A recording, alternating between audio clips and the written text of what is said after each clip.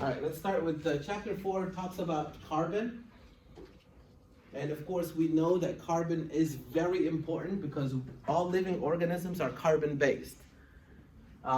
There's a whole chemistry that centers around the molecules that carbons make, and it's called organic chemistry. It's a whole field of chemistry that focuses on these carbon-based molecules, and there are a lot of them. Why are there a lot of them? Because we say carbon is versatile. With carbon, you can make anything. With carbon, you can make proteins, DNA, carbohydrates, anything. We can make you. So why is carbon versatile? Because of its chemistry. Carbon has 4 electrons in its outer shell. What is that shell called, the outer shell? The valence shell. But it needs how many more? No, it needs how many more to fulfill the outer shell? 4 more. What rule was that? The octet rule. Very good. So again, there's tutorial links for you here. So because of the electron configuration of carbon, carbon can be used as something that is versatile. I always tell my students, think of it as a Lego piece. You know Lego, the game, Lego? You buy a set of Lego pieces for your child, and with the Lego pieces, they can create anything. The same exact Lego pieces, they can create a boat. Your child can create a boat. My son did that one time. It kind of looked like a boat, but I said, that's awesome, Ryan, right? Then he ran back in his bedroom and he took it all apart and he put it together, same exact parts. And he came back to me, he said, a plane. Okay, I'm not flying that airline anytime soon, right? So he loved it, he loves it. Of course, I had to pay for it, from that Disney Springs, that place. Yeah. I hate that place. It cost me a lot of money. Anyways, he loved it. Carbon is like that, oxygen, nitrogen, with the Lego pieces, in this case, the elements. I can create proteins, DNA, life. But especially carbon. With carbon, you can create so many things because of its versatility. Look at it. Carbon has to have 4 covalent bonds because it has to share 4 electrons. And when it does, it creates molecules like this one, for example, CH4, methane. So sometimes it says, okay, I'll just share my electrons with 4 hydrogens. We all fulfill the octet rule, everybody's happy, now we have methane. But in other cases it says, no, I'm going to share one of my electrons with another carbon and 3 hydrogens. And the other carbon will do the same. Now we have ethane, another molecule, different molecule. The chemistry is completely different between these two to some extent. Sometimes it says, no, we don't have enough hydrogens, so I'll double bond. And then distribute the hydrogens between us. Then we'll have ethene, double bonded. So the carbon can double bond, obviously can single bond, or it can even triple bond. All of that to fulfill what? The octet rule. So carbon will share 4 electrons and it will create molecules. When it comes to hydrogen, hydrogen tends to only do 1. Because the outer shell for hydrogen is the first energy shell, and the maximum occupancy here is what? 1. The maximum occupancy of the first energy shell is only 2. So hydrogen only needs 1, so it will only create 1 covalent bond. Oxygen has 2 missing, you see that? Mm-hmm. So it will create 2 bonds, 3 bonds, carbon 4 bonds. Those are the Lego pieces that I'm talking about, right?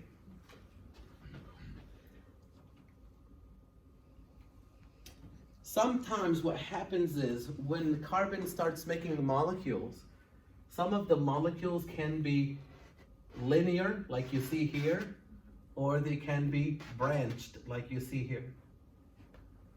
It's just the different arrangements of these carbons. Again, my son can take the Lego pieces and build a tower. That's the linear. And sometimes he can build a small tower, but then comes branches coming out of it. He can do whatever he wants with it. With the same pieces, you can create new, different molecules. Sometimes they're double bonded, sometimes they're triple bonded, sometimes they're in ring structures, sometimes not. Again, organic chemistry gets into all of these in more detail, along with the naming of these molecules and their chemistry and their reactions and so forth. We're not going to go there, thank God. Molecules that are only made up of hydrogen and carbon, that's it. Hydrogen, carbon, hydrogen, carbon, hydrogen, carbon are called hydrocarbons, and they're going to be nonpolar. Those are your lipids. So they're going to be nonpolar. Hydrocarbons are nonpolar lipids. They're going to be hydrophilic or hydrophobic? Hydrophobic. They don't mix in water. And we will be talking more about them, but here's an example of one of them. This is a fat molecule. This is the hydrocarbon chain right here, this part right here. And obviously this is something that we store in our fat cells because it's a very good source of energy. We'll talk about it more in chapter 5. But the hydrocarbon part of it is this one right here. This is called the fatty acid, this part right here. Obviously this molecule has 3 fatty acids. And this is how we store fat, unfortunately, right? And we'll talk about that in chapter 5 next. All right. To jump into the next topic here, we talk about something called, now we know why carbon is important. The main reason why carbon is important is because it's versatile. You can create many kinds of molecules out of carbon.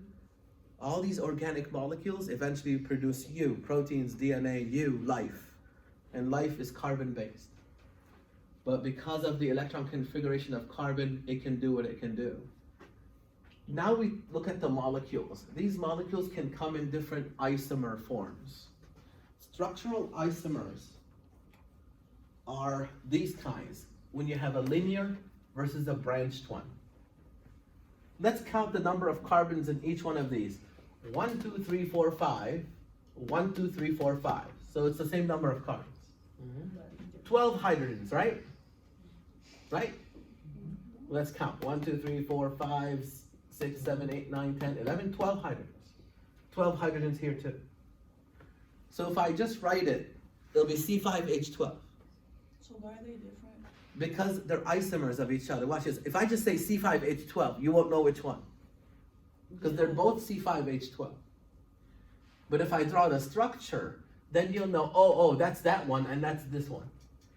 What we're trying to tell you here is this. These are isomers of each other, and because they're isomers of each other, their chemistry is different. This might boil at a certain temperature, different than this one. This might be more reactive than this one, for example. Okay. Their chemistries will be different. Even though they're both C5H12, they're different isomers of each other. And isomers differ based on their chemistries. Yeah? Is that somewhat kind of like the isotopes, how it differs from the... Isotopes differ in the number of neutrons. Yeah. That's the element more. Oh. So you're right when we're talking about elements. One element, C13 versus C12. What's different between them? The number of what? Neutrons. Good. This one is more like the arrangement of these elements. This is producing a linear chain, and that's called pentane. But the same exact C5H12 rearranged slightly differently, you produce a completely different molecule. And that's what we say, the versatility of carbon. Look at that. With the same Lego pieces, my son can create a chain versus a branch structure, even though he's using the same pieces. You see? That's versatility, yeah. Do we work with these in the lab? No, thank God. That's organic chemistry. So the message here is that isomers differ, in this case, based on structure. And because of that, what's happening with their chemistry? It's different. Isomers also can differ based on arrangement like this. Watch this one. The arrangement is around the double bonded carbon. So the criteria for cis-trans is that, wake up with me please. The criteria for cis-trans is that you have a double bonded carbon.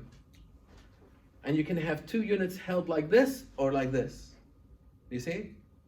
You mean to tell me if I'm a double bonded carbon and I'm holding like this versus like this, the chemistry is different? Yeah, that's what I'm telling you. The chemistry is different. Because they're cis-trans isomers. Cis means the same. When both of these are in the same plane, that's called cis. When they're in opposite plane, that's called trans. Just this versus this, the chemistries are different. So this is called cis-trans isomers. So did you hear, if you were listening, what the criteria has to be? You have to have a what? A double bonded carbon. When you have a double bonded carbon, now you have to ask, are the double bonded carbons holding them like this or like this? And because of that, the chemistries are different. Hopefully you're not confused by that, because if you are, you're going to have trouble with this one. This is something called enantiomers. Enantiomers, listen to the criteria. The carbon has to have 4 different groups around it. We know that carbon needs 4 bonds, right? Watch this. What it's attached to, all 4 of them have to be different from each other. Have to be different moieties. Watch.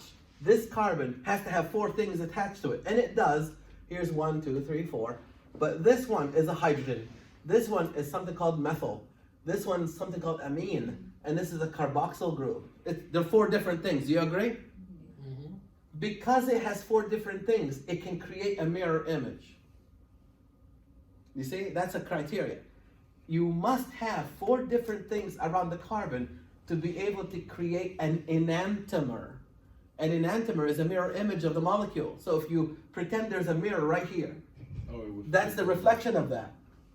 That's why they show you the hand. If you take your hand and go to the bathroom mirror over there, you go like this. What are you going to see in the reflection? You're going to see this. That's a mirror image. So this is a mirror image of that. That only happens when all 4 groups around the carbon are what? Are different from each other. What would happen if this is hydrogen and this is hydrogen? Then it cannot make an enantiomer. There's no mirror image. No enantiomer. So to create an enantiomer, you have to have 4 groups, obviously attached to carbon, but they have to be 4 different groups. And that creates an enantiomer. Obviously the chemistry is different between these 2 as well. So isomers can change based on their structure. They're called structural isomers, linear versus branch. They can be based on how the double bonded carbon is holding these groups in the same plane or in opposite plane. They're called cis-trans. Or they can do this. Do they have mirror images or not? These are called enantiomers. The chemistry between these 2 is different. The chemistry between these 2 is different. The chemistry between these 2 is different. Because they're isomers of each other. Okay, what I just said applies more to organic chemistry. Okay, how does it apply to us in biology? Well, look at this one. Ibuprofen. Do different isomers of ibuprofen. If you have inflammation and if you have pain, I hope you take this one. Because if you take this one, you're going to still have inflammation and pain. Because it doesn't work for you. Even though they're both ibuprofen, this one works for you, this one does not. How do we know the difference? Well, in the mixture of the drug, you'll have both, but hopefully you'll pay enough to get more of this than this one. Albuterol, if you have lung asthma, for example, this one works for you, but not this one. So this is what the hidden message is here. Isomers change, of course, they're different in their chemistries, but they're also different in their biological effectiveness. There's dopamine, for example. Dopamine is used for Parkinson's patients, but one kind of dopamine can actually get into the brain and be effective.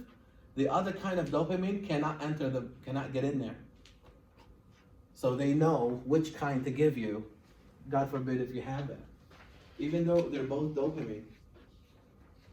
So now we know that structure, isomers can differ in their chemistries, but more importantly, they also differ in biological effectiveness.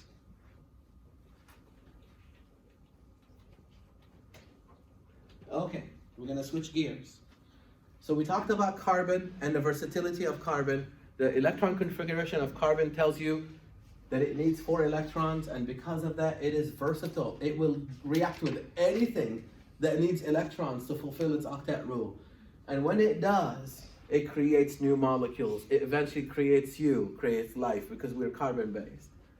Some of these molecules that carbon make are isomers of each other. You can either be structural isomers, you can be cis-trans isomers, or you can be enantiomers. And we talked about the rules of each one. The take-home message for that is isomers differ in their chemistries, but more importantly, in their biological effectiveness. Now, when we look at these molecules, we find something interesting. We find that this molecule, for example, this part of the molecule here is called a functional group. So we're going to switch gears and talk about something called functional group. I always tell my students functional group. How would you explain that in easy terms? I can say it is where the party is. It's where things are happening. What things? The electron sharing party.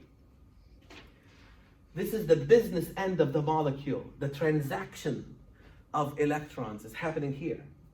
So if you look at this molecule, where is this molecule going to be reactive? Right here at the functional group, where the party is. In this case, the party is the electron sharing party. So functional groups are the sites of the molecule, the groups of the molecule that were the reactive centers of the molecule. So there are different kinds of functional groups. There's the hydroxyl group. There's the carbonyl group, carboxyl, amino, sulfurhydryl, phosphate, and methyl group. You need to become familiar with all of these. Again, tutorial for you.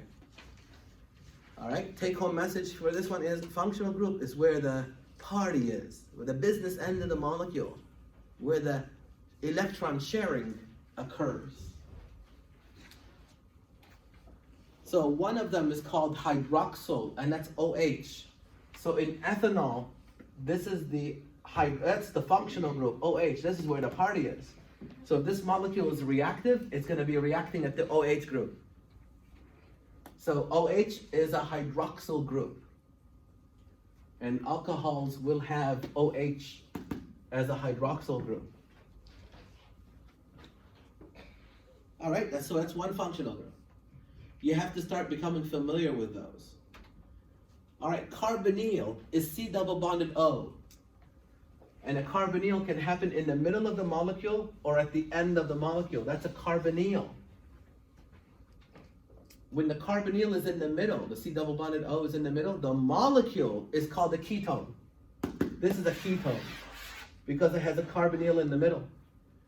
When the carbonyl happens at the end, the molecule is called an aldehyde. So the functional group in both of these is the carbonyl, C double bonded O. But the location of the carbonyl tells you that the molecule is either a ketone or an aldehyde. And that will come in handy later. Carboxyl group. Notice the carboxyl group is both groups together. Notice that? But you cannot call it a hydroxyl and you cannot call it a carbonyl because it's a third group called the carboxyl group. C double bonded O, OH attached to it. That's a carboxyl group. You'll see those a lot in amino acids. The carboxyl group is acidic. This whole unit makes this molecule acidic. So a carboxyl group is C double bonded O, OH. And we see a lot of those, of course, in amino acids. The amine group is NH2. NH2 is an amine group, and again, we see them in amino acids. That's why they're called amino acid. Watch. Amino acids are called amino acids. Why? Because they have an amine group and a carboxylic acidic group. This is an amino acid called glycine. Why is it an amino acid? It's because it has an amine and a carboxyl group. So this molecule has two parties going on, not just one. party at this end, and a party at the other end. So that's one of the 20 amino acids, glycine. We'll talk more about them in chapter 5, which is coming up on Wednesday. Okay, here's another amino acid called cysteine. Look at this one. There are 3 parties going on. There's a party at the amine functional group. There's a party at the carboxyl functional group. And there's a party here called sulfhydryl functional group, SH. 3 parties going on. I want to be on that block. That's a lot of partying going on there, right? So amino acids are called amino acids because they all have an amine and a carboxylic group that is acidic. It's built into their name. But this one is a special one because it also has a third one, a sulfhydryl group. It's called cysteine. And we'll see how the sulfhydryl group plays a role in protein structure next chapter. Okay, phosphate. PO4 is phosphate. This is a phosphate group. It's attached to, for example, in this case, the end of this molecule, but it can also be attached to this important molecule for your energy called adenosine triphosphate. So how many phosphates are there? 3 of them. So phosphate is another functional group. In the molecule ATP, which is your energy molecule, there's actually 3 of them, tandem to each other, not just one. The last one is the methyl group. CH3 is a methyl group. What we're going to notice later on in the semester is that we can use CH3 to turn genes off. When we take a gene and we add CH3 to it, that's like me going over here and turning off the light switch, the light. When you methylate a gene, means you add CH3 to the gene, you turn its expression off. That means it no longer makes protein. Okay, how do you turn it on? Remove the CH3. You remove the CH3, you turn it back on. And that's how cells regulate gene expression. Methylate the gene, turn it off. Demethylate the gene, turn it back on. It's amazing, yeah. No, but the genes, the DNA still go through mutations and stuff like that? Oh yeah, mutations can happen at any time. This one is more like regulation. When I want the light on, I push the button. When we're done, I turn it back off. So it's like turning the gene on and off. You methylate the gene, you turn it off. Now it's not making proteins anymore because you don't need it. You're done with it for now. Okay, now I want it. Remove the methyl group. So we'll talk more about that in another chapter. Methylation is how gene expression is controlled. At least one way of controlling gene expression. So to recap, you need to learn to recognize these functional groups. From this day on, when I put a molecule on the screen, don't be surprised when I catch you off guard and say, what group is this? And you say, hopefully, hydroxyl, because it's OH. So become familiar with these groups, be able to recognize them on molecules. Chapter 5 is full of that. And I will catch you off guard and ask you to name this group. C double bonded O is a carbonyl. Now if it's in the middle, it produces a ketone. If it's at the end, it produces an aldehyde. Now when you put both of them together, now you have a carboxyl group. Right away, as soon as I see carboxyl group, I'm thinking amino acids. I am not saying that's the only molecule that has them. I'm just telling you that all the amino acids have a carboxyl group. They also have an amine group, NH2. All 20 amino acids also have NH2. So all 20 amino acids have this one and this one. And we'll talk more about that in the next chapter. And then in the case of this amino acid, it has a third one called the sulfhydryl group, SH. And we'll see how that plays a role in protein structure. Phosphate is another one, and the methyl CH3 is another one. All of these are functional groups that you'll become familiar with as we go through chapter 5 and on. So this molecule here, this is, believe me when I tell you this is introduction to that monster chapter that I've been warning you about, cellular respiration. It all starts here now. Adenosine triphosphate is your energy molecule. Adenosine triphosphate. So it doesn't have one phosphate functional group, it has 3 of them. So you have a supply of ADP, adenosine diphosphate. When you add phosphate to it, you're going this way, and you make ATP.